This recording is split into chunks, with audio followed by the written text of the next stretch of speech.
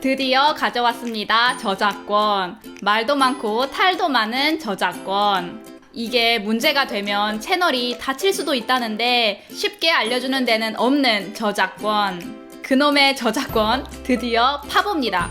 저작권.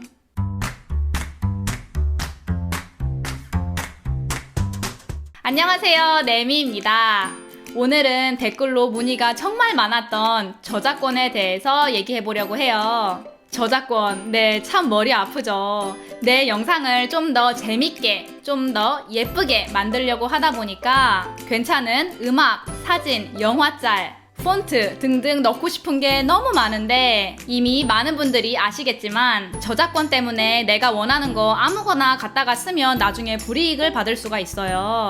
채널이 닫히거나 벌금을 물어야 되거나. 근데 우리 잘 생각해보면 많은 채널들에서 게임 보여주고 영화 보여주고 대중음악, 가요 같은 거 배경음악으로 깔고 잘만 사용하는 것 같아요. 그쵸? 오늘은 저작권에 대해서 속 시원히 알아보겠습니다. 저작권에 관련해서 가장 궁금해하실 5가지 질문 가지고 왔습니다.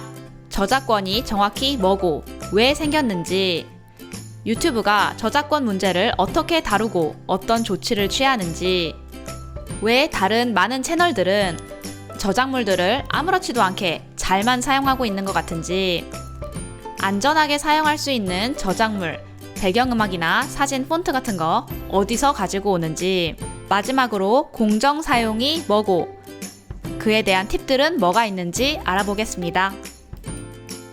하나씩 짚어볼게요. 먼저 저희 엄마 내가 알려줄게 채널에서는 부모님들께 복잡하고 긴 상식들을 간단하고 쉽게 전해드리고 있습니다.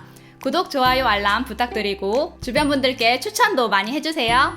시작하기에 앞서 저는 법률 관련 종사자가 아니라는 점 양해 부탁드립니다. 곰PD님이 정말 열심히, 정말 죽도록 자료조사 도와주셨는데 그래도 혹시나 수정해야 될 부분, 잘못된 부분이 있다면 댓글로 좀 알려주세요. 제가 설명란에 공지해 놓겠습니다.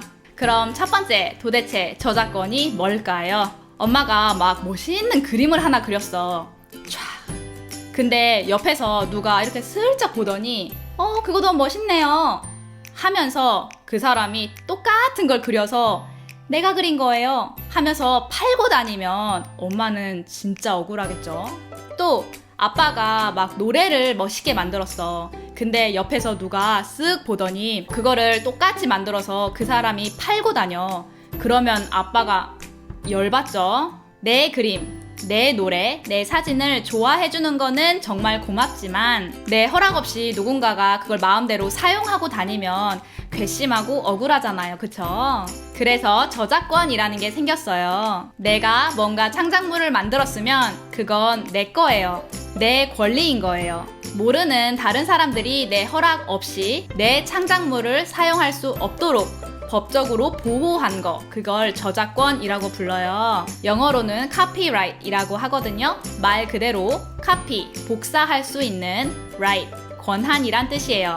오직 저작권자만 그 창작물을 복제, 변형, 판매, 배부 등을 할 수가 있어요. 다른 사람들이 하고 싶으면 그 주인의 허락이 있어야 돼요. 이건 내가 무슨 정부 기관에다가 등록해야만 만들어지는 게 아니고 내가 그 창작물을 만든 그 순간부터 자동적으로 생기는 권한입니다. 만약에 그 창작물을 만드는데 굉장히 오랜 시간이 걸렸다 하면 그 중간중간 과정들 있죠. 걔네들도 저작권으로 보호가 된대요. 근데 여기에는 2가지 조건이 있어요. 첫째, 아이디어는 안 되고 완성된 창작물이어야만 합니다. 생각은 누구나 한다 이거예요. 엄마가 음악을 딱 만들었는데 누군가가 와서 그거 1년 전에 내가 생각해놨던 의미야 라고 할 수 없다는 거예요. 책, 사진, 음악, 그림, 폰트, 영화 등등 그 아이디어가 완성된 것이어야만 해요. 그걸 저작물이라고 부르죠. 2번째, 오리지널이어야만 합니다. 원래 있던 거는 내 창작물이 아니니까 예를 들어서 내가 미키마우스 비슷하게 그려놓고 이건 내 창작물이야 할 수 없다는 거예요. 이 두 가지가 충족하면 나한테 저작권이 있는 겁니다. 그리고 나중에 누군가와 법정 다툼이 있을 때를 대비해서 이 창작물이 언제 만들어졌는지 공적으로 증명할 수 있는 증거가 있다면 좋대요. 그래서 왜 DVD나 웹사이트 같은 거 보면 맨 밑에 구석에 이런 거 적혀 있죠. 카피라이트, 연도, 그리고 누구누구 이렇게 적혀 있는 게 공적으로 알리는 방법이라고 합니다. 이제 저작권이 왜 생겼는지 아시겠죠? 근데 문제는 어떤 저작권은 문제가 되고 어떤 저작권은 문제가 안 된다는 겁니다. 문제가 되려면 다 문제가 되던지 문제가 안 되려면 다 안 돼야 되는데 이게 케바케예요. 경우에 따라 달라요. 그니까 우리는 헷갈리는 거고 이게 왜 그러냐면 저작권자가 한 사람이 아니라서 그래요. 각각 작품의 저작권자가 다르기 때문에 누군가는 세상의 모든 창작물은 모두와 공유되어야 합니다 하고 생각하고 스스로 저작권을 포기하는 사람들도 있고 또 누군가는 내가 얼마나 힘들게 이걸 만들었는데 이건 내 거야. 나 빼고 아무도 쓰지 마. 하는 사람들도 있다는 거죠. 그래서 어떤 거는 문제가 되고 어떤 거는 문제가 안 되는 겁니다. 그럼 이쯤에서 아주 중요한 질문. 내가 돈 주고 산 음악이나 영화는 써도 될까요? 우리가 보통 음악이나 영화, 책 등을 구매할 때는 걔네들을 개인적으로 감상하고 이용할 권한을 사는 거예요. 그래서 값이 싸고요. 걔네를 다른 용도로 사용하고 싶으면 예를 들어서 되판다든지 그걸로 공연을 한다든지 다른 사람에게 보여주기 위해서라든지 하려면 창작자로부터 다른 허락을 받아야 됩니다. 그걸 라이센스라고 불러요. 공연을 하기 위한 목적이면 공연 라이센스를 받아야 되고요. 이걸 이용해서 돈을 벌려고 하면 상업용 라이센스를 받아야 돼요. 우리 영화관에서 DVD 하나 달랑 사서 영화 틀어주는 거 아니잖아요. 그쵸? 영화 제작한 회사한테 비싸게 라이센스 값 주고 방영하는 거거든요. 이런 라이센스는 훨씬 더 복잡하고 비쌉니다. 당연하겠죠? 그러면 사람들이 콘서트나 스포츠 경기 찍어서 유튜브에 올리는 건 어떨까요? 네, 역시 저작권 침해입니다.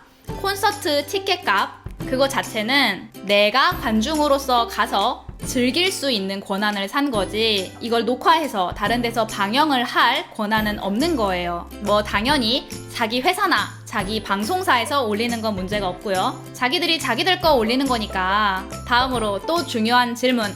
그럼 내가 수익을 안 내면 돈을 안 벌면 괜찮을까요? 아닙니다. 저작권의 문제는 수익을 냈느냐 안 냈느냐와는 관련이 없습니다. 중요한 점은 내가 개인 감상으로만 이용을 했냐 아니면 다른 용도로 다른 사람들과 공유했냐 입니다. 당연히 뭐 학생들이 소풍 가서 음악 틀어놓고 춤을 췄다 친구나 가족끼리 모여서 영화를 봤다 하는 거는 문제가 되지 않고요. 그런데 유튜브처럼 불특정 다수에게 보여지는 경우 저작권 침해입니다. 교육 영상같이 좋은 의도라 하더라도 저작권자의 허락이 필요합니다. 출처 남기고 사용하면 괜찮다던데요? 아닙니다. 이건 저작권자에 따라 달라요.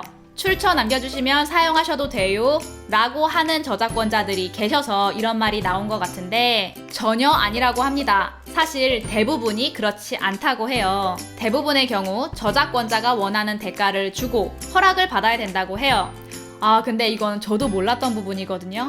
저작권자님들 아량을 베푸소서. 제가 이거 노래 갖다 썼는데 유튜브에서 별 문제 없이 수익 창출이 되던데요. 하셔도 안 됩니다. 저작권 문제가 없으니까 유튜브가 날 안 잡았겠지 라고 생각하시면 안 된다는 의미예요. 시간 문제일 뿐 언제든지 불이익이 돌아올 수 있습니다. 유튜브는 경찰이 아니에요. 그 중간 역할을 맡고 있을 뿐 그 결과에 대해서 책임을 져주는 회사가 아닙니다. 악기 연주요. 내가 직접 연주하는 거 그건 괜찮죠? 라고 물어보신다면 이것 역시 아닙니다. 엄격히 말하면 음악 저작권은 두 가지래요. 우리가 보통 생각하는 공연 자체에 대한 저작권 그리고 제작과 출판에 관련한 저작권. 그래서 내가 연주를 하거나 휘파람을 부는 영상을 찍어도 그 공연에 대한 저작권은 침해하지 않았지만 출판에 관한 저작권은 침해가 된 겁니다. 그에 대한 예시로 많은 기타 수업 채널들 이 가요를 연주를 하다가 정지를 받기도 했대요. 단 몇 초 뿐이었는데도. 진짜 냉정하죠. 제가 저작권자의 유효 기간을 또 찾아봤거든요. 각 나라마다 조금씩은 다르지만 유튜브가 있는 미국은 저작권자가 죽은 후 70년까지가 유효 기간이라고 합니다. 다시 말하면 베토벤이나 모차르트가 만든 곡은 이제 유효 기간이 지나서 이제 아무나 연주할 수 있다는 거예요. 여기서 주의해야 될 점은 내가 그분들의 노래를 연주하는 거는 괜찮지만 다른 사람들이 베토벤 연주를 하는 걸 가지고 오는 거, 이것도 안 됩니다. 이건 이 사람들의 저작권이에요. 복잡하죠? 요약 한번 해볼게요. 내가 만든 거 아니면 무조건 그 저작권자의 허락이 필요하구나. 내가 그걸 샀어도 내 개인 시청의 목적이고 내 개인 사용의 목적이지 이걸 다른 용도로 쓰려면 라이센스가 필요하구나. 그리고 너무 자세한 질문은 딸내미가 아니라 한국저작권협회에 문의하면 되는구나 입니다. 저작권에 관련된 사안들이 경우에 따라 달라지는 경우가 많습니다. 정확한 답변이 필요하신 분들은 이곳에 문의하시면 됩니다. 제가 설명란에도 연락처 적어 놓을게요. 와우, 놀랍게도 겨우 두 번째 질문 들어갑니다. 그럼 유튜브는 어떻게 저작권 위반을 감지하고 또 어떻게 제재를 하는지 유튜브의 저작권 시스템에 대해서 같이 알아볼게요. 먼저 유튜브는 컨텐트 아이디라는 자기들이 개발한 컴퓨터 시스템으로 모든 영상의 모든 화면을 체크한다고 합니다. 이때 저작권이 문제가 되는 음악이나 영상 또 사진 등등을 찾게 되면 걔네 저작권자한테 자동으로 알림이 간대요. 당연히 이 시스템이 완벽하지 않아요. 그래서 뭐 영상에다가 살짝 다른 처리를 한다든지 뭐 15초 이내, 5초 이내면 안 걸린다 하는 말들이 있죠. 근데 그건 컴퓨터가 체크했을 때 못 잡을 수도 있다라는 의미고 원래대로 하면 단 1초가 들어가도 그 저작권자가 소유권을 주장할 수 있다고 합니다. 참고로 유튜브의 그 컨텐트 아이디라는 시스템도 계속 발전 중이라고 해요. 더 상세하게 저작권 침해 영상들을 잡아낼 예정이라고 합니다. 포인트는 단 1초를 써도 저작권 위반이 될 수 있습니다. 그냥 시간의 문제예요. 지금 걸리느냐, 나중에 걸리느냐. 왜 될 수 있다고 강조했냐면요. 몇몇 예외적인 경우가 있거든요. 공정 사용이라는 건데 이건 이따가 뒤에서 설명해 드릴게요. 그럼 뭐 일단 오케이. 저작권자한테 알람이 간다며 그럼 그 저작권자는 어떤 행동을 취할 수 있을까요? 물론 그 저작권자가 귀찮아서 아무것도 안 하실 수 있지만 엄마가 만약에 저작권자라고 하면 돈 되는 걸 귀찮다고 그냥 두실 건가요?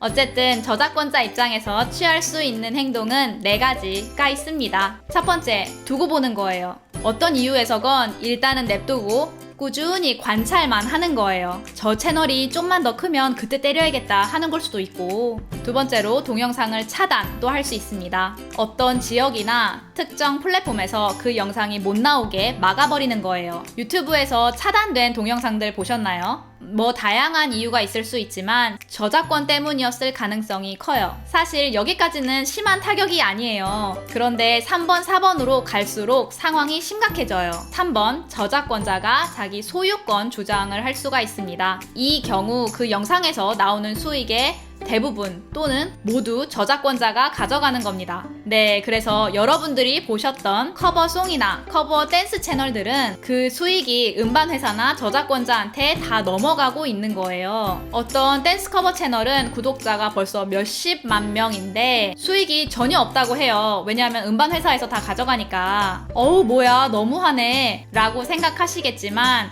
또 반대로 우리가 저작권자라면 당연히 우리도 그런 시스템을 원하겠죠. 다행스럽게도 보통 90%의 저작권 문제가 소유권 주장에서 마무리가 된다고 합니다. 이게 왜 다행이냐고요? 네 번째, 저작권 위반 경고로 넘어가면 문제가 심각해집니다. 저작권 위반 경고는 굉장히 심한 제재거든요.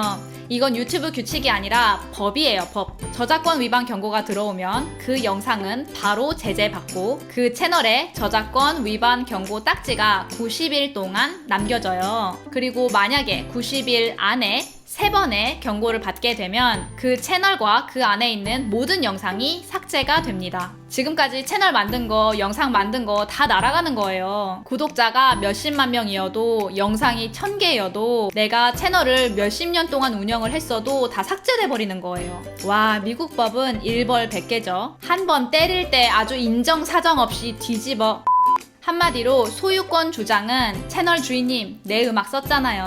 그럼 인간적으로 수익은 다 넘겨주세요. 인 거고요. 저작권 위반 경고는 와우, 이렇게 괘씸할 수가. 나는 돈으로 씻을 수 없는 마음의 상처를 받았어. 그러니까 이거 영상 없애요. 채널도 없애요. 다 없애요.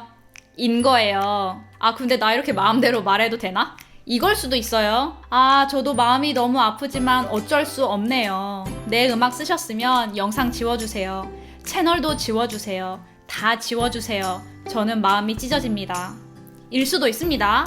아, 그리고 저작권 침해에 연루가 되면 채널 주인이 이의를 제기할 수도 있거든요. 그런데 그게 정당한지 아닌지는 유튜브가 아니라 그 저작권자가 결정을 합니다. 그리고 그 저작권자가 이거 저작권 침해 맞아 라고 하면 그게 자동으로 저작권 위반 경고로 넘어간다고 해요. 그래서 쉽게 이의를 제기할 수 없는 상황이죠. 한동안은 이게 문제가 많았어요. 소수의 악덕 저작권자나 또 가짜 저작권자들이 이 시스템을 많이 악용했다고 하더라고요. 무분별하게 막 저작권 침해 신고하고 수익을 가로채거나 그냥 저작권 위반 경고 날려서 특정 채널을 없애버리려고 하는 사람들도 있었대요. 다행스럽게도 유튜브 자체 내에서 이런 악용을 방지하기 위해 꾸준히 노력 중입니다. 한 예로 이제는 짧은 시간 이내의 저작물이나 의도치 않은 촬영 등에서는 저작자가 수익을 가져갈 수 없다고 합니다.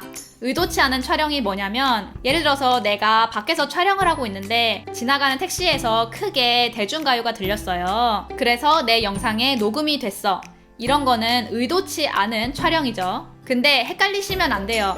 수익을 가져갈 수 없다 뿐 저작권 침해는 맞습니다. 단 1초더라도 저작권 침해에 해당이 됩니다. 이렇게 유튜브 입장에서는 중간에서 최대한 중재를 하려고 노력할 뿐 저작권법 자체는 법이라는 거 짚고 넘어갈게요. 유튜브는 회사잖아요. 그래서 당연히 법을 준수해야 하고 법으로 보호되는 저작권을 마음대로 하지 못해요. 그니까 유튜브를 욕하실 필요는 없어요. 그럼 세 번째 질문입니다. 근데 왜 이렇게 유명한 채널들은 저작권 컨텐츠 잘만 갖다 써요? 에 대한 대답입니다. 네, 맞습니다. 다양한 채널들이 많이 사용하고 있죠. 커버 댄스, 영화 리뷰, 게임 채널 등등. 하지만 많은 경우 저작권자가 허용하기 때문입니다. 예를 들어서 아이돌 음원이 새로 나왔다 하면 유튜브 채널에서 커버해주기를 바라는 음원 회사도 있습니다. 영화도 마찬가지고요. 왜냐하면 마케팅 수단이니까. 그런데 대부분의 경우 아까 말씀드린 커버 댄스 채널처럼 저작권자들에게 수익이 넘어갑니다. 그래서 그 채널들이 노래나 영화 같은 거 갖다 쓸 수 있는 거예요. 이건 저작권자 마음이에요. 그러면 게임은 어떨까요? 왜 게임 채널들 되게 많잖아요. 원래 게임도 문제였었지만 게임 산업만의 특이점이 있어요. 게임은 일단 영화나 음악처럼 한 번 감상하고 끝인 게 아니라 직접 해야 되잖아요. 오히려 다른 사람이 하고 있는 걸 보면 나도 하고 싶어지죠. 그리고 게임 산업 자체가 돈을 워낙에 잘 벌다 보니까 많은 게임 회사들이 유튜브 게임 채널들을 마케팅 용도로 바라본대요. 그래서 게임 회사들과 게임 채널들은 상부상조하는 관계를 유지해오고 있다고 합니다. 물론 그렇지 않은 게임 회사들도 당연히 있습니다. 그래서 적지 않은 게임 채널들이 저작권 위반 경고를 받았죠. 참고로 닌텐도 같은 회사들은 더 까다롭기로 알려져 있죠. 또 중요한 점 한 가지 짚고 넘어갈게요. 저작권자가 언제든지 마음을 바꿀 수 있습니다. 따로 계약을 한 게 아니라면 어떤 저작권자가 어떤 영상을 냅뒀다고 해서 그냥 귀찮아서 냅뒀을 수도 있고 너무 채널이 작아서 냅뒀을 수도 있고 홍보용으로 여겨서 어떤 이유에서든지 내버려 뒀다가 어느 날 갑자기 조치를 취해야겠다 하면 그 사람 마음이라는 거예요. 물론 그 저작권자의 이미지는 나빠질 수 있겠죠. 근데 어쨌거나 저작권자 마음입니다. 다행히도 요즘은 많은 큰 회사들에서 유튜버, 소셜, SNS의 활동을 인정하고 그분들을 위해 마련해 놓은 방침이 있다고 합니다. 이거 지키면 우리 거 써도 돼요 하는, 예를 들어서 영화사에서는 개봉일 이날 전에는 스포일러 하지 말아주세요, 너무 부정적인 리뷰는 하지 말아주세요 등등의 조건이 붙는다는 거예요. 물론 회사마다 달라서 일일이 찾아봐야 되는 게 불편하긴 하지만 그게 어디예요. 이렇게 다른 사람들의 작품을 갖다 쓴다는 거는 절대 쉬운 일이 아닙니다. 많은 문제를 야기할 수 있죠. 그러면 대체 뭘 갖다 써야 저작권 걱정 없이 안전할까요? 제일 안전한 것은 당연히 내가 만든 작품들입니다. 내가 만든 음악, 영상, 시, 그림 등등 걔네들은 내가 저작권자니까 제가 봤을 땐 우리 유튜버가 아니라 창작을 해야 돼요. 또 당연히 내가 허락을 받은 작품들 괜찮습니다. 개인적인 이용 권한 말고 보통 상업 라이센스까지 구매한 경우를 말합니다. 원래는 이 상업 라이센스라는 게 굉장히 복잡하고 비쌌는데 요즘은 쉽고 싼 서비스도 많이 생겼어요. 참고로 무료 서비스라 하더라도 출처를 밝혀야 하는 경우가 있어요. 각 파일마다 다르니까 사용하시기 전에 꼭 확인하세요. 그리고 유튜브 내에서도 무료 음원을 제공하기도 합니다. 유튜브에서도 아주 질려버렸나봐요. 아예 이렇게 무료 음악을 제공하는 걸 보니 유튜브 스튜디오에 가시면 오디오 라이브러리라는 게 있어요. 여기 클릭하시면 여기에 보이는 음원과 효과음은 마음대로 사용하셔도 됩니다. 생각보다 선택권이 굉장히 많아요. 원하시는 장르 등으로 검색하실 수도 있습니다. 어떤 음악들은 수익을 창출할 수가 없어요. 주의하세요.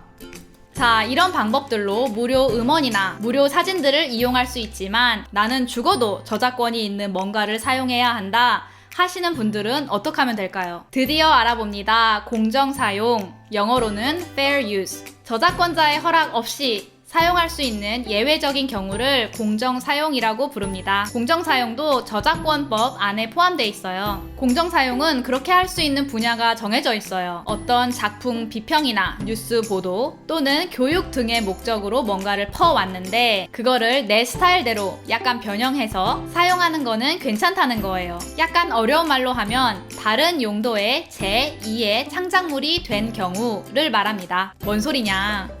뉴스 한번 생각해 볼까요? 여러 짧은 영상들이랑 사진을 보여주지만 리포터들 목소리가 덧붙여지면서 원래 영상을 변형했잖아요. 그런 거. 또 다른 예시로 영화를 직접 보여주는 거는 안 돼요. 근데 영화 비평 채널들 보면 여러 화면들을 잘라서 보여주면서 평론을 덧붙였잖아요. 이런 경우 공정사용으로 볼 수 있는 가능성이 있습니다. 가능성이 있다는 겁니다. 100%는 아니에요. 어떤 경우들이 공정사용으로 여겨질 가능성이 높은지에 대해서 알아볼게요. 최소한의 짧은 길이 사용하는 부분이 짧으면 짧을수록 공정사용에 가깝습니다. 정확한 시간은 법에도 적혀져 있지 않다는 것이 함정입니다. 그냥 짧으면 짧을수록 공정사용에 더 가까워집니다. 이왕이면 홍보자료 사용. 예를 들어서 영화는 영화 예고편이나 포스터 있죠. 어떤 새로운 기술이다 하면 그 회사가 만든 홍보 영상이 있을 거예요. 그 자료들은 원래 홍보가 목표였었던 만큼 대중들에게 보여지기 위해서 만든 거잖아요. 그래서 이런 홍보 자료들을 사용하시면 공정사용에 좀 더 가까워집니다. 그래서 많은 영화 비평 채널들이 홍보 영상들을 가지고 영상을 만드시죠. 그 영상이 원본하고 다른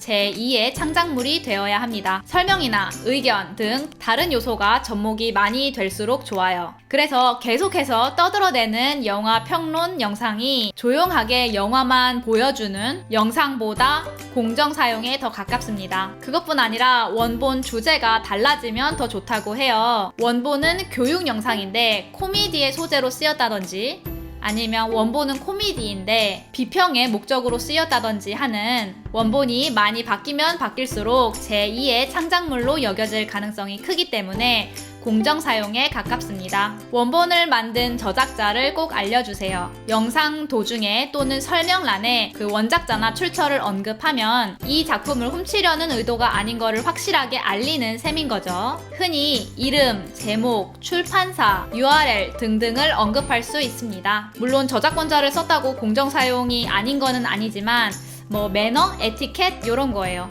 어쨌든 유튜브는 영상이 공정 사용인지 아닌지 결정할 권한이 없습니다. 그건 각 나라의 법정에서만 판결받을 수 있는 거고, 제가 방금 전해드린 팁들도 포괄적인 팁이지 이렇게 하면 모두 공정 사용이에요 라는 의미가 아닙니다. 그리고 법정까지 가면 공정 사용이 성립되기가 굉장히 힘들대요. 그러니까 이왕이면 거기까진 가지 마세요. 참 오늘은 많은 것을 알아봤습니다. 복잡하기도 하고 냉정하기도 한 이 저작권 시스템, 저작권자의 파워가 얼마나 대단한지 느껴지셨나요? 아무리 생각해도 유튜버가 아니라 저작권자를, 저희도 아무래도 교육 채널이다 보니 많은 영상들이 필요하거든요.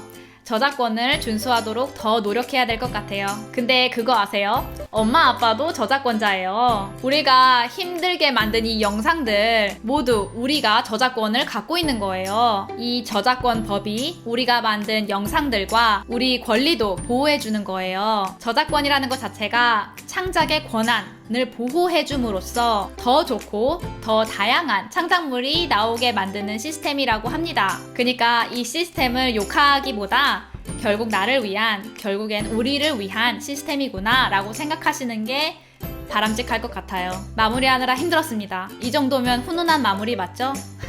오늘은 여기까지 하고요. 저는 다음번에 궁금한 거 가지고 또 올게요. 안녕! 엄마 내가 알려줄게 채널에서는 부모님들께 복잡하고 긴 상식들을 간단하고 쉽게 풀어드리고 있습니다. 구독, 좋아요 꼭 눌러주시고 알람 설정 잊지 말아주세요. 궁금한 거 있으시면 댓글로 남겨주세요. 저도 열심히 공부해서 최대한 쉽게 설명해드리겠습니다. 감사합니다.